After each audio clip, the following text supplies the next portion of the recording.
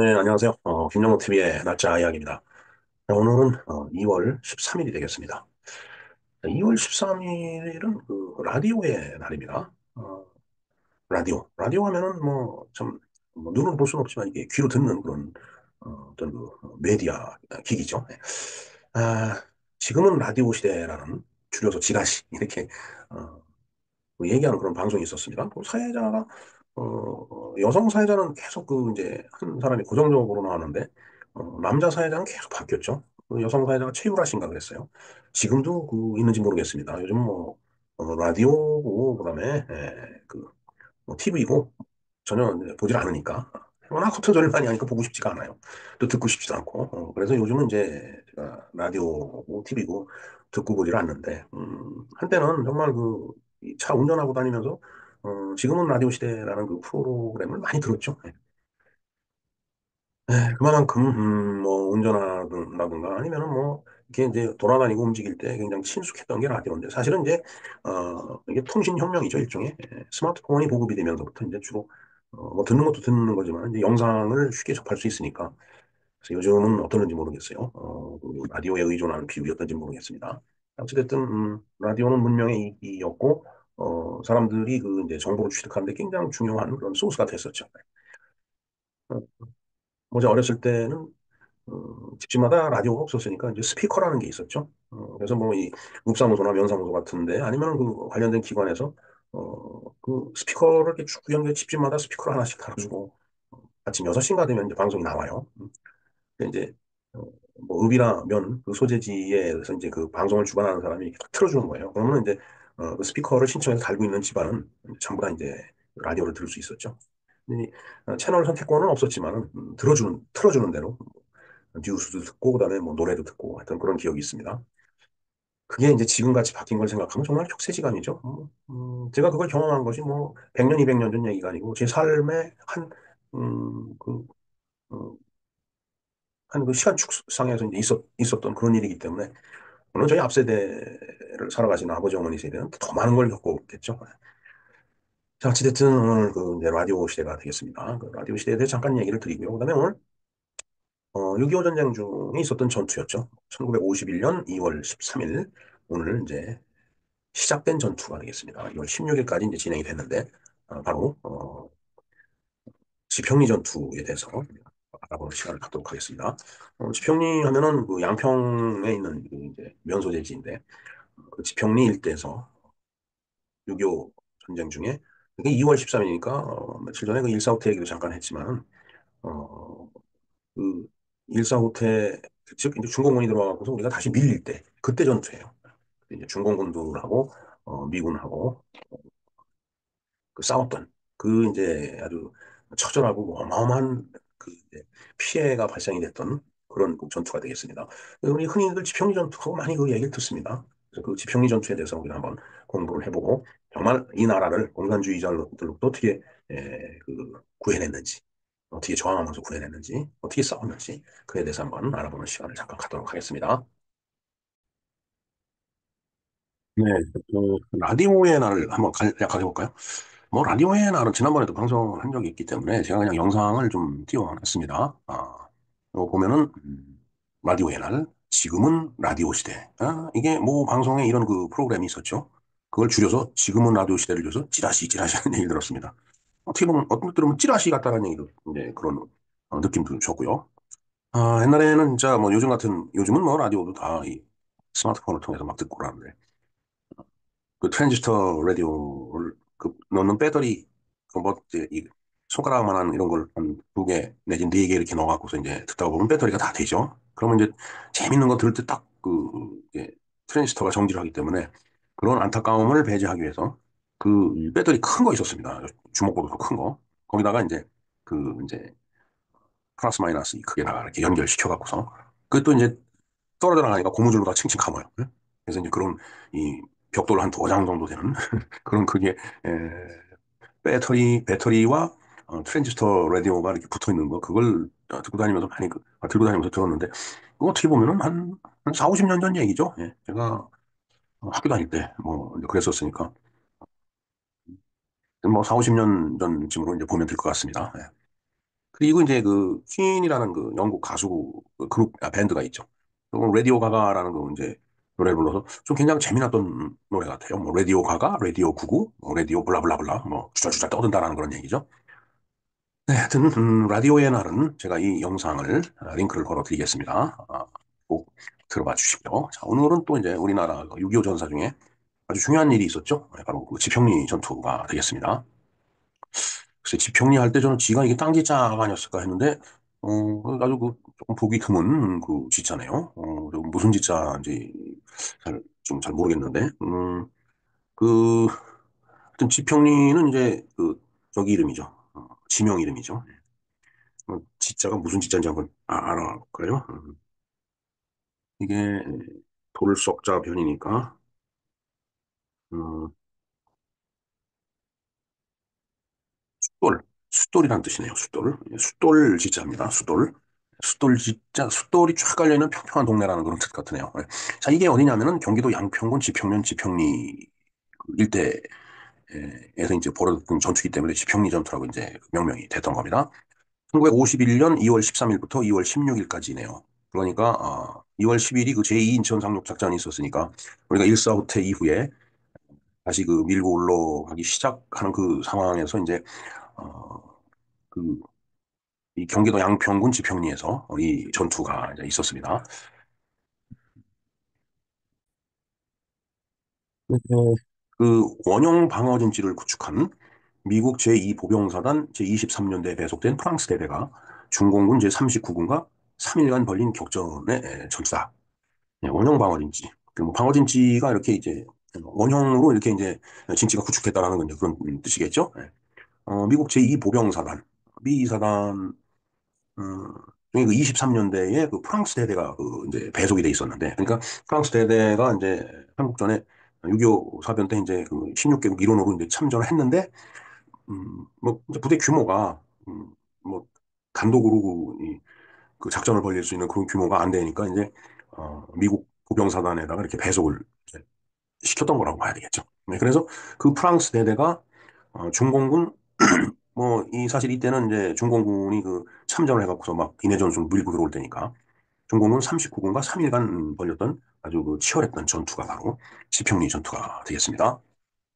자, 3일 동안 완전히 포위된 미군 제23연대와 프랑스 대대는 포위 3일째인 2월 16일에 미 제1기병사단 5기병연대 3대대를 주축으로 편성된 크롬베즈 특별임무부대에 의해서 구출이 되었고 중공군은 큰 피해를 입고 철수를 했다.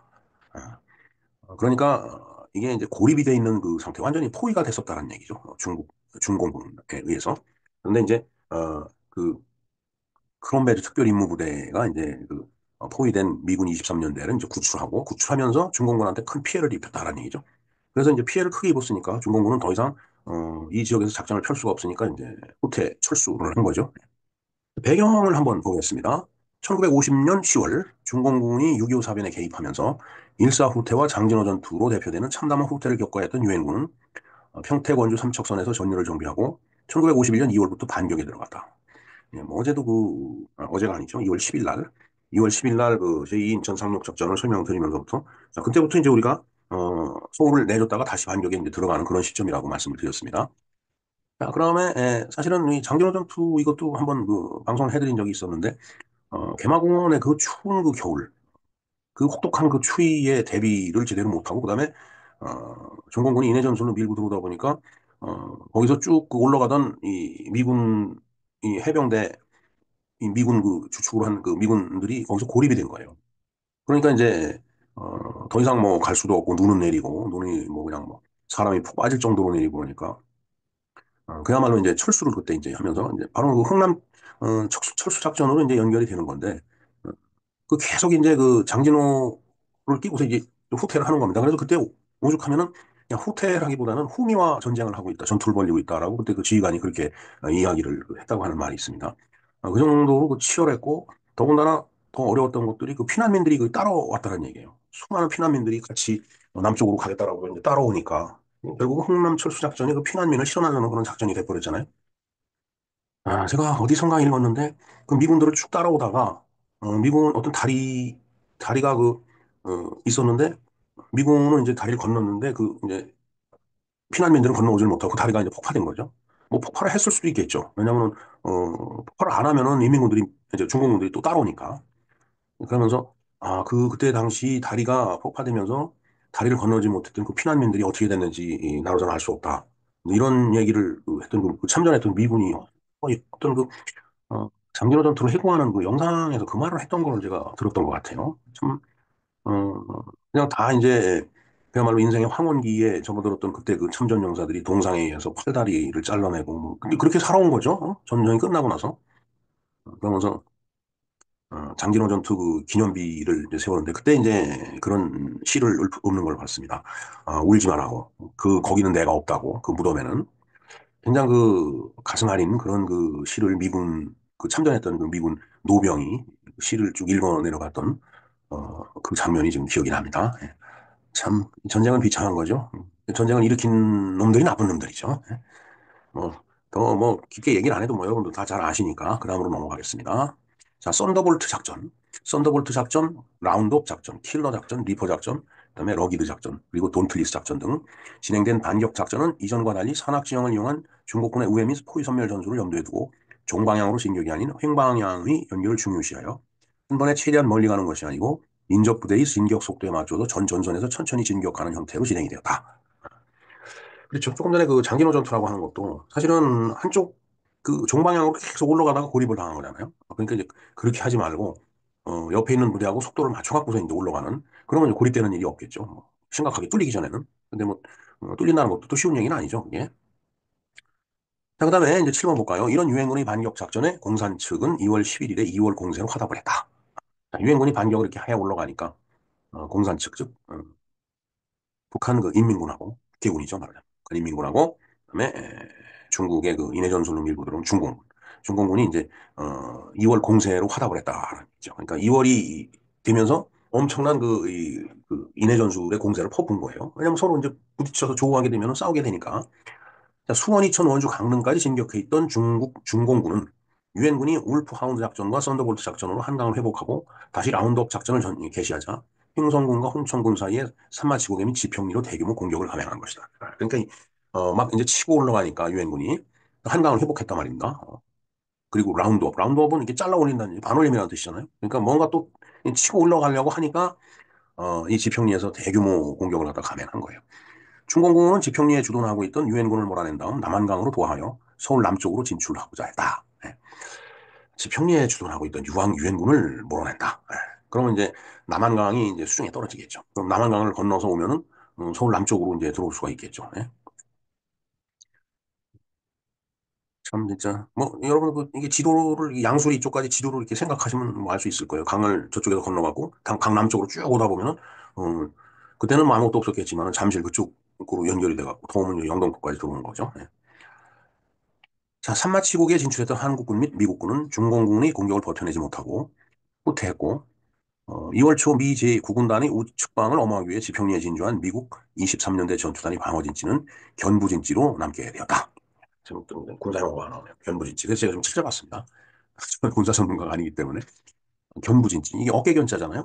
그러니까 전방 및 측후방을 통제할 수 있고 적의 진출에 있어서 반드시 확보되어야 하는 요충지다. 그러니까 전방과 후방을 이렇게 통제할 수 있다는 얘기는 이게 뭔가 전후좌우가 잘 보여야 되는 그런 뭐, 위치에 있어야 되겠죠. 그래서 어깨견자를 쓴 것 같습니다. 어깨에서 딱 이렇게 보면 밑에가 다 보일 테니까. 예. 그러면은, 적이 진출을 하든 아니면 뭐 우리가 공격을 해 들어가든 이건 정말 아주 필요한 요충지가 이제 되니까 그렇게 이제, 그 23년대 전투단이 거기다가 이제 진지를 갖다 이제 구축을 하게 된 거다라는 얘기죠. 지평리에 남게 된 23년대 전투단. 는 라운드업 작전으로 편성된 전투단으로 중공군을 끌어내기 위한 미끼 역할을 하고 있었고 중공군은 그 미끼를 물었던 거다. 그러니까 이렇게 강불게 이렇게 내준 거네요. 물어봐라. 그러면 그다음부터 우리가 두드려 패겠다. 이런 그 작전을 구사한 건데 중공군이 털커덕 물은 거예요. 지평리의 23년대 전투단은 미 2보병사단 23년대와 23년대 배속된 프랑스 대대를 주축으로 미국 37 포병대대, 미국 82 방공포대대 B포대, 미국 503 포병대대 B포대가 연대 전투단으로 편성이 되어 있었다. 네, 뭐 중공군은 인해 전술이지만은 쪽은 이제 유엔군이나 국군 쪽은 이제 포병대대, 방공포대대 뭐 주로 이제 뭐, 어, 포를 이용한 그 화력을 집중할 수 있는 그런 이제 부대였다라는 얘기죠. 자, 중국은 이 지평리에서 39군 이하 3개 사단을 투입을 했다. 와, 뭐 엄청나게 그 투입을 했네. 여기는 뭐 23, 어, 2연, 미 2사단 24연대하고 그 이제 프랑스 대대 배속 부대하고 이제 어, 여기에 이제 뭐 포병대대, 관공포대대, 뭐 포병대대, 포병대대니까 한 일개 사단 규모나 그 이하 정도의 병력이었을 것 같습니다. 근데 이제 포병대대가 저렇게 많다는 얘기는 화력이 좋다는 얘기죠. 그러니까 여기에 이제 중공군이 39군 이하 3개 사단 투입을 했다. 3개 사단이면 한 4만 명 정도 되지 않을까요? 예. 좌우 인접 부대가 모두 철수하는 바람에 고립 상태가 된 23년대 전투단의 철수를 미 10군단의 8군 사령부에 요청했으나 지금도 미 8군이 있죠. 매슈 리츠웨이 장군이 있습니다. 8군 사령관은 진치 사수를 명령. 철수 철수를 좀 뭐 이게 3개 사단이 밀고 들어오니까 야 이건 뭐 여기서 싸우면은 안 되지. 그러니까 또 좌우 인접 부대가 다 철수를 했으니까 이건 고립이 되는 거잖아요. 좌우로 이제 이렇게 쫙 포위가 되면은 그래서 이제 철수를 좀 했으면 좋겠다고 건의를 하니까 8군 사령관이 안 돼. 뭐 죽으나 사나 너희들은 그 진지를 사수해. 이렇게 명령이 됐던 거예요. 자, 23년대 전투단은 1.6km 길이의 원형 방어 진지를 구축했으며, 하여튼 뭐, 원형이라고 하는 것은 이 좌우가 이제 이거 철수하니까 그쪽이 이제 취약하다라는 게 느껴질 거 아니에요. 그러니까 앞에도 막아야 되고, 오른쪽, 왼쪽 다 막아야 되니까 원형이 되겠죠. 그 진지가. 북쪽에 1개 대대, 동쪽에 1개 대대, 남쪽에 2개 대대, 서쪽에 프랑스 대대. 완전히 그 원형이 되겠습니다. 동서남북으로 이렇게 이제 그 1개 대대씩 배치를 했으니까. 자, 그렇게 되면은, 23년대니까, 그렇죠. 대대 뭐 한 서너 개, 이게 지금 네 개잖아요. 그리고 뭐 이제 저쪽 포병대대나 이런 것들이 후방 지원을 한다고 하지만은, 일개 연대하고 3개 사단하고 싸운 거네요. 참, 그 당시 지휘관들 참 조마조마했겠습니다, 진짜. 예. 자, 전투 경과를 볼까요? 자, 지평리에서 2월 13일 저녁 중국군, 중공군이죠. 저때 당시에는. 왜냐면 1992년에 우리가 그 중국하고 이제 수교를 했기 때문에, 그때부터는 이제, 중국이라고 부르던 나라가 이제 대만에 이제 국한이 되니까 거기는 이제, 어, 대만이라고, 타이완. 그 다음에, 이 본토. 여기가 이제 중국이 된 거예요. 그러니까 그 이전엔 중공이라고 불렀습니다. 근데 이게 지금 자료가 최근 자료다 보니까 중국군이라고 돼 있는데 저때 당시는 중공군이라고 불러야 맞습니다. 자, 2월 13일 저녁 중공군 2개 사단이 전방 2개 대대와 8차례에 걸친 파상 공격을 했으나 미군은 이를 모두 격퇴를 했다. 잘 싸웠네요. 이날 전투 중에 폴 프리먼 24연대장은 부상을 입었으나 후송을 거부하고 계속 전투를 지휘를 했다. 참 진짜 이게 전투 중에 부상을 입으면은 정말 얼마나 괴로울까요, 진짜. 그 흙먼지 속에서 잘못하면은 뭐 파상풍 같은 거에 걸리면 사람이 죽는 건데 이게 바로 후송돼갖고 치료를 해야 되는데 그걸 거부하면서 계속 전투지를 했다라는 얘기가 되겠습니다. 그리고 이 군대에서 지휘관이 빠져버리면 그 밑에는 완전히 오합지졸이 돼버려요. 그만큼 지휘관이 중요한 거죠. 그래서 2월 10일 날 제가 말씀드렸죠. 이 왼쪽 가슴에 메달을 달고 다닌다고 지휘관들은. 예. 자, 다음날 미국은 공중보급으로 지평리에 미국군 및 프랑스군에게 필요한 물자를 보급했으며, 뭐 헬기 같은 것도 막 실어 날랐겠죠. 그리고 저공 비행하면서 떨어뜨렸든지, 그다음에 중공군은 유엔군의 공군력 때문에 낮에는 숨어서 대기를 했다. 예, 워낙 뭐 이 제공권을 미군이 다 장악하고 있었기 때문에 이 위에서 보면 움직이는 게 보이잖아요. 거기다가 뭐 포탄을 떨어뜨리고 그다음에 기총소살하면은 뭐 다 죽으니까 이제 낮에는 숨어서 대기를 하고 밤에만 움직이는 거예요. 그게 인해 전술의 특징입니다. 이날은 리츠웨이 사령관이 직접 헬기 편으로 연대를 방문하여 연대원들을 격려를 했다. 직접 리츠웨이 사령관이 왔네요. 그다음에 2월 14일 저녁 7시 중공군은 4개 사단 규모의 병력으로 다시 일제 공격을 시작했고 중공군 1개 연대 병력이 방어선을 돌파했고 진지 내에 백병전이 벌어졌으나 미군 및 프랑스군은 끝내 진지를 사수했고 중공군은 새벽녘에 다시 철수를 했다. 그러니까 참 백병전까지 벌렸으니까 엄청나게 잘 싸운 거죠. 예. 백병전은 이제 다른 말로 이제 하면은 육박전이라고 이제 그러죠. 육박전 하니까 갑자기 생각나는 게 있네요. 그 개그먼 옛날에 코미디언이라고 그랬는데 그 고영수라고 있었습니다. 고영수. 저보다 조금 연배가 위로 제가 기억을 하고 있는데 방송에 나와서 이제 그 개그를 하면서 그 유경수 여사하고 그다음에 박정희 대통령하고 청와대에서 서로 부부 싸움을 하면 그걸 뭐라고 하느냐? 이게 이제 육박전이다. 왜냐 유경수 여사하고 박정희 대통령이니까 육박전이다. 그래서 그걸 듣고 많이 웃었는데 그 육박전을 다룬 말로 백병전이라고 합니다. 그야말로 이건 대검을 그 총구에다 장착을 하고 오는 그 밀려드는 적을 그 대검으로 찌르고 그다음에 뭐 총 개머리판을 두드려 패고 뭐 나중에 안 되면은 뭐 주먹 다짐도 하고 뭐 그렇게 해서 이제 적을 제압하는 건데 뭐 여러분들 영화나 드라마 같은 데 많이 봤을 거예요. 예.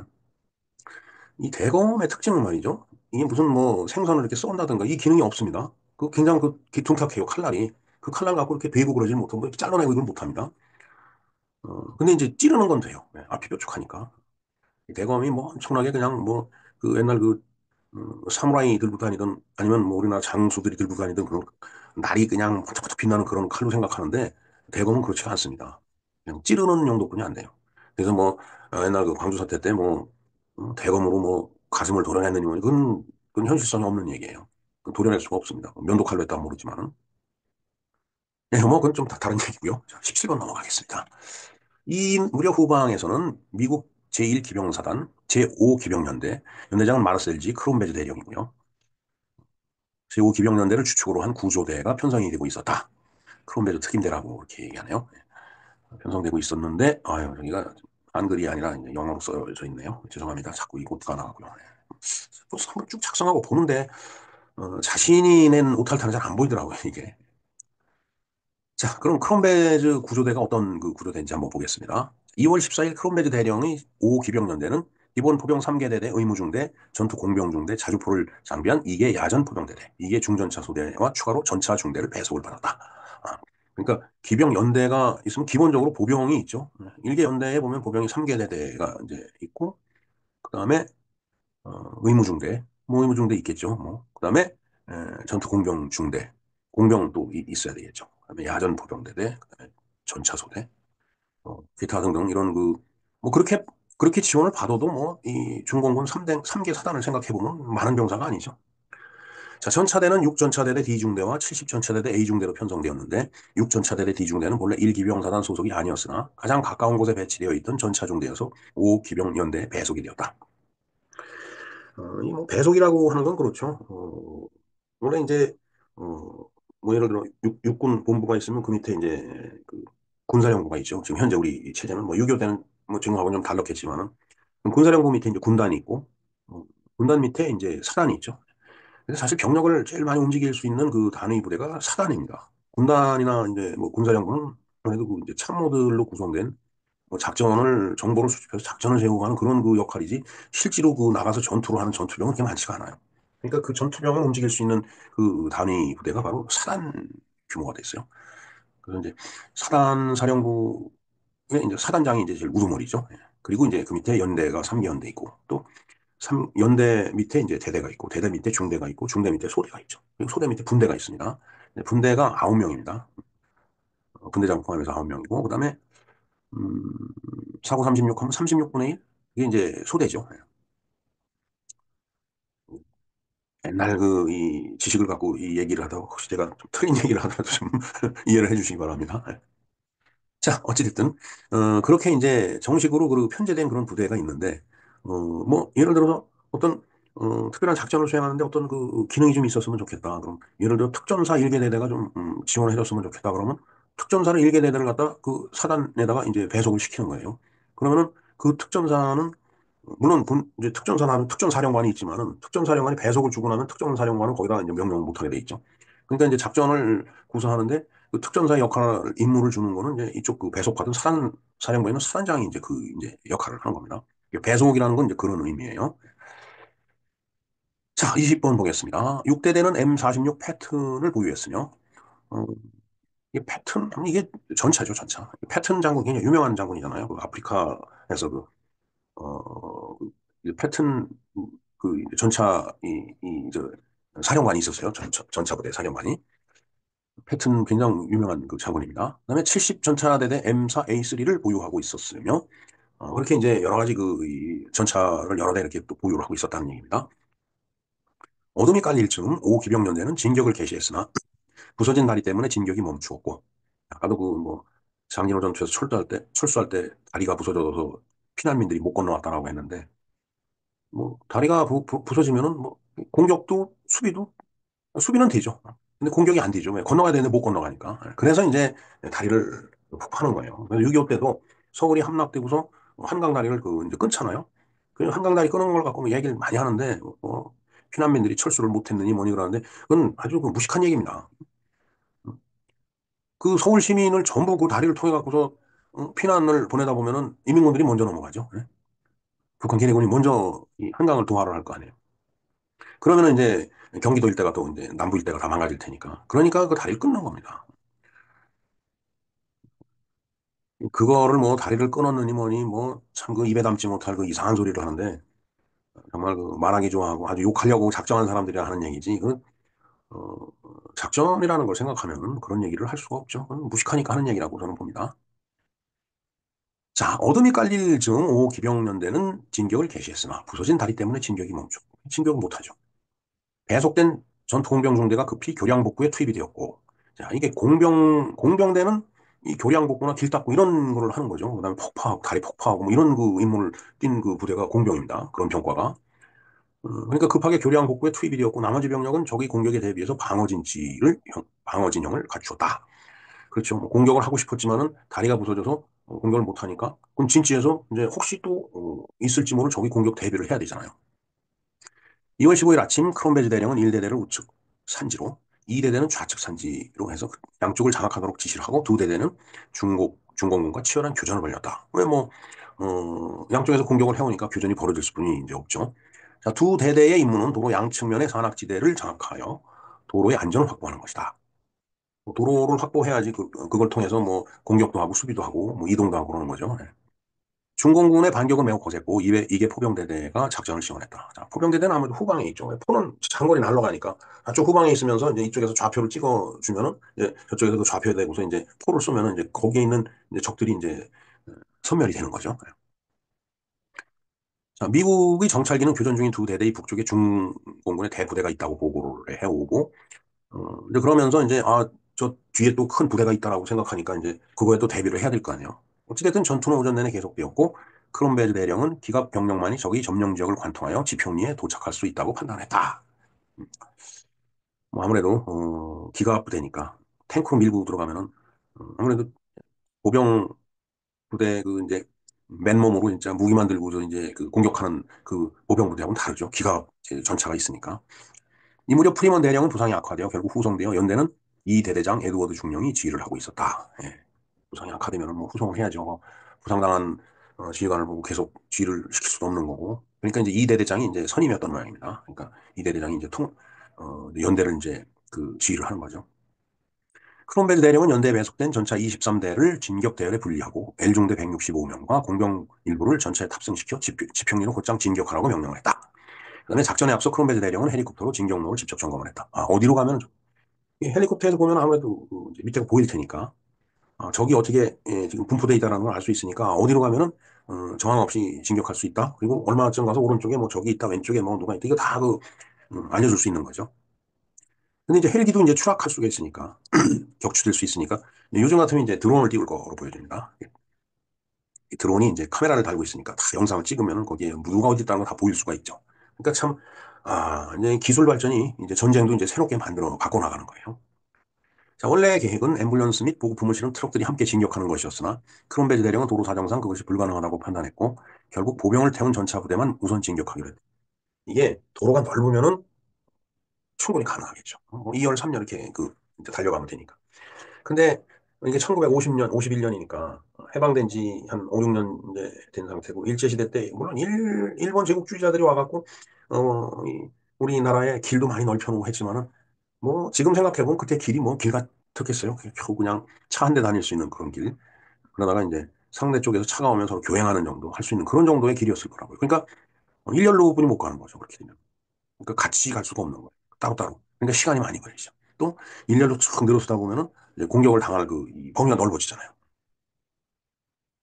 자, 구급차 및 보급품 트럭은 도로 사정이 괜찮아지면 그때 불러드리기로 했다.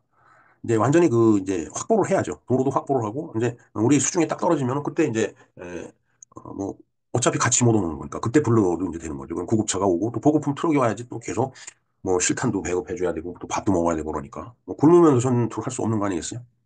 근데 아버지 그 일기를 보면은, 이게 노무자들이 있답니다. 그 산꼭대기 진지 같은 데에 밥을 날려줘야 되잖아요. 그러니까 노무자들이 지게에다가 밥을 지고서 이렇게 올라가서 이제 배식을 하고 그걸 먹고서 또 이제 밤새도록 지키다가 적이 공격하면 또 쏴보고.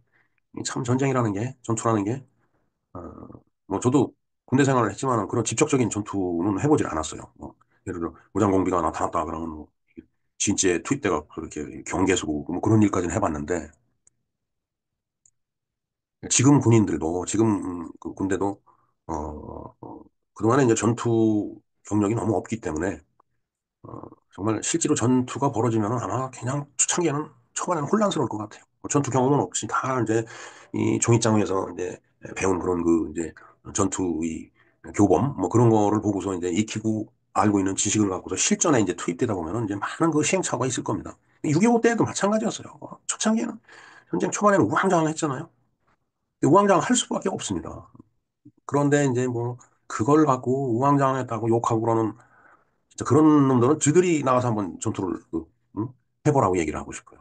그렇게 그 남의 일이라고 쉽게 씹어대고 그러는 거 아니다라는 얘기를 좀 하고 싶습니다. 그래서 좀 부대를 보면은 그 참 군 지휘관들을 보면은 뭐 어떻게 했다고 그냥 방송 나와갖고 찔찔 짜고 총을 아이고 정말 참 그 군도 전쟁이 없으면 관료화됩니다.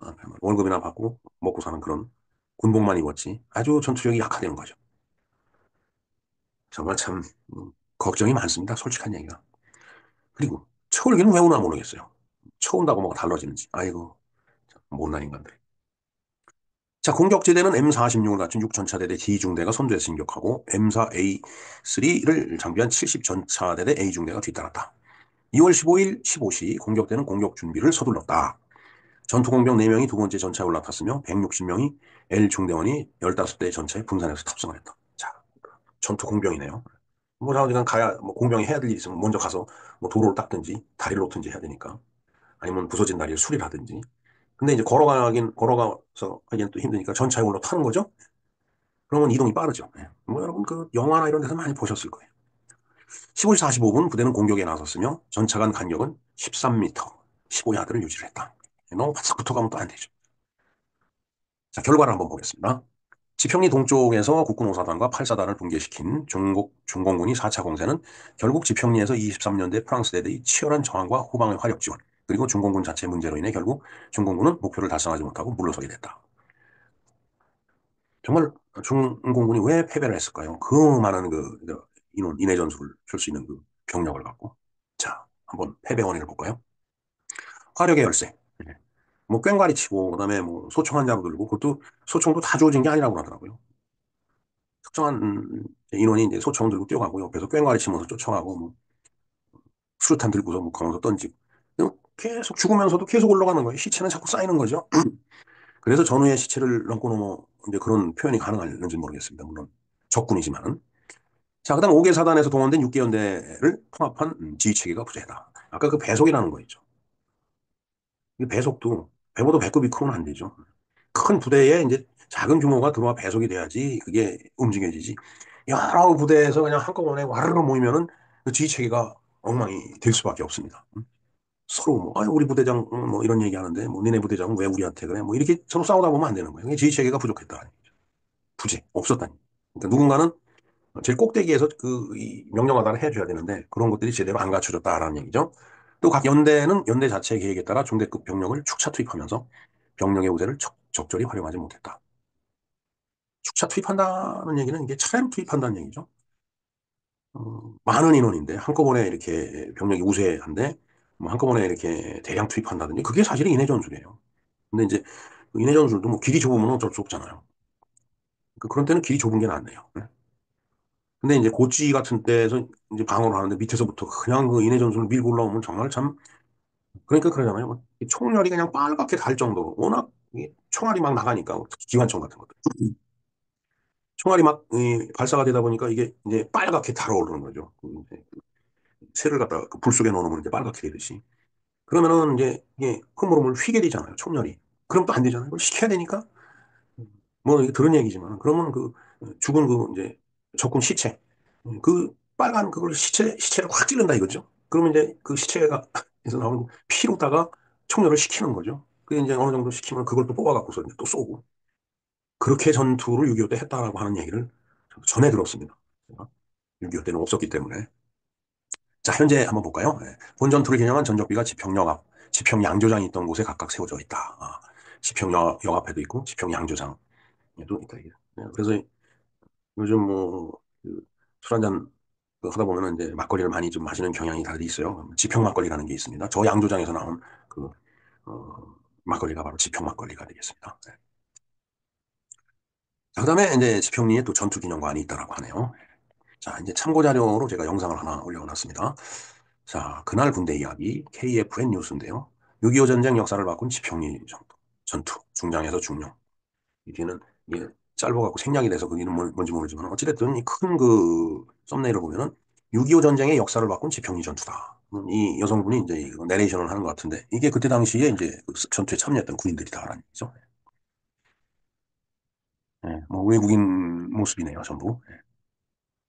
이제 이 지평리 전투가 그만큼 중요하고 이게 그러니까 6.25 전쟁사를 통해서 봤을 때에 어, 남침을 당하고 또 38선을 돌파해서 북진을 했다가 다시 거꾸로 내려와서 145태로 서울을 또 내주고 다시 반격하는 그 반격하면서 어떤 그 전쟁의 전세를 갖다 이 뒤바꾼 그 전투가 바로 이 지평리 전투다라고 얘기를 하는 것 같습니다. 그리고 그제 방송해드렸던 대로 인천에서도 제2의 인천 상륙작전이 있었고 그러면서 다시 이제 서울을 재탈환하는 거죠. 네, 여기 또 뭐 랄프 몽클라르 장군이라고 돼 있는데 한반도의 심장 지평리 전투 영상 두 개를 제가 띄워놓겠습니다. 참조를 해주시기 바랍니다. 네, 뭐 이모티콘이 아주 고수 경례를 하는데 네, 저 전투에서 전사한 많은 그 선배 어, 군인들 호국 영령들의 명복을 빌겠습니다. 자, 이상 김영로 TV에서 알아본 2월 13일 지평리 전투에 관한 날짜 이야기였습니다. 감사합니다.